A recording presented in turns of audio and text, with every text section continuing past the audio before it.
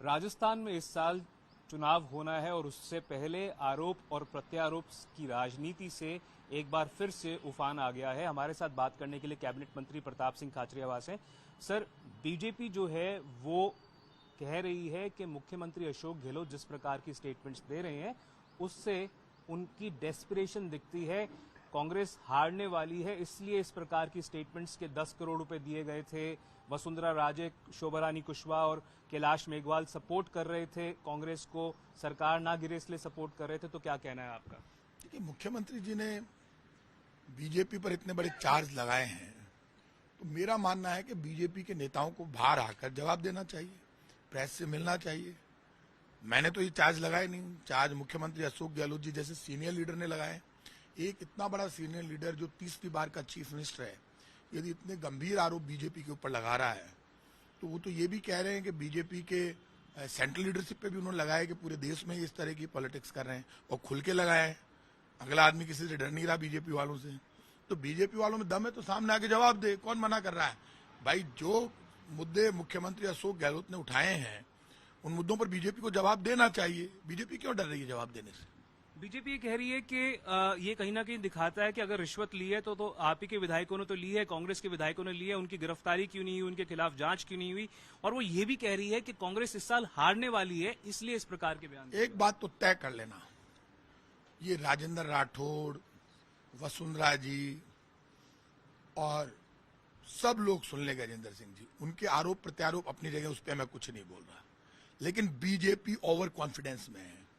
राजस्थान में बीजेपी का सफाया हो जाएगा।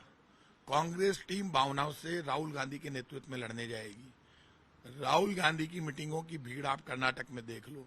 कर्नाटक में चेंज है।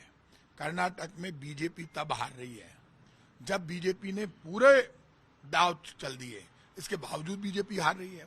और मैं आज आपसे कह रहा हूं, कर्नाटक से शुरुआत हो रही है बीजेपी के सफाया होने की। जब लोग देश में भूख से, गरीबी से और बेरोजगारी से मरने लगे और सत्ता में बैठे हुए लोग कहने लगे भूखे रहिए, रोटी मत खाइए और धर्म और जाति के नाम पर टकराव क्रिएट कीजिए, लेकिन हमारी कुर्सी सुरक्षित रखिए, हम कांग्रेस बीजेपी के लोगों की सबकी जिम्मेदारी है रोटी और रोजगार की व्यवस्था करने की। भूखे पेट हिंदू, मुसलमान, सिख, ईसाई, फारसी, जैन, बौद्ध को आप लड़ाना चाहते हो। पड़ोस में रहता है हिंदू, मुसलमान, सिख, ईसाई। सर, बीजेपी ये भी कह रही है कि कांग्रेस में आपस में ही सिर्फ उट्टवल मचा हुआ है, आपस में ही लड़ रहे हैं इस चुनावी साल में, और इस वजह से इस प्रकार के आरोप लगा रहे हैं मुख्यमंत्री अशोक गहलोत। देव जी, लड़ाई कांग्रेस बीजेपी सब में आपस में कंपटीशन है और सत्ता के लिए सदियों से संघर्ष होता आया है और ये संघर्ष रहेगा। कुर्सी के लिए तो लड़ते आए हैं, लड़ेंगे।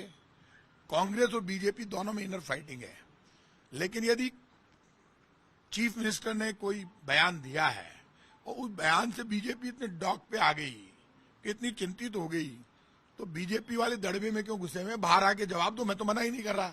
ये लड़ाई तो उनके ऊपर पॉलिटिकल वॉर शुरू हुआ है। मेरे घर पे तो दरवाजा 24 घंटे खुला है।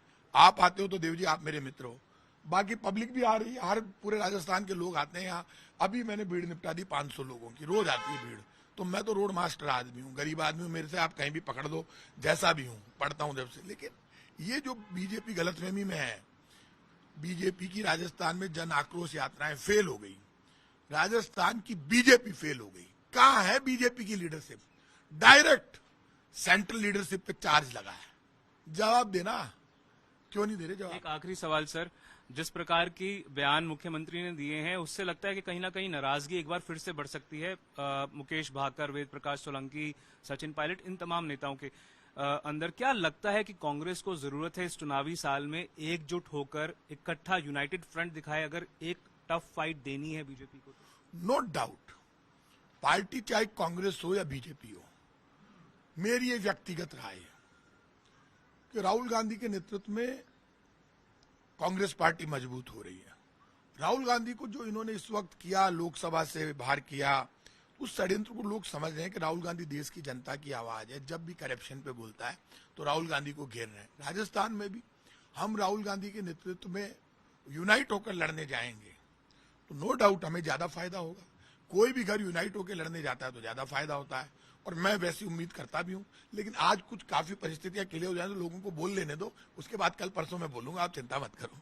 साफ तौर पर कैबिनेट मंत्री खाचरियावास कहते हुए कि स्थिति साफ हो जाने दीजिए, उसके बाद मैं आकर बात करूंगा, पर फिलहाल के लिए ये भी मानते हुए कि कांग्रेस को एक संगठित यूनाइटेड फ्रंट दिखाना जरूरी है अगर उसको एक कड़ी लड़ाई बीजेपी के सामने पेश करनी है इस चुनावी साल में। कैमरा पर्सन मनीष के साथ मैं देवंकुर वधा।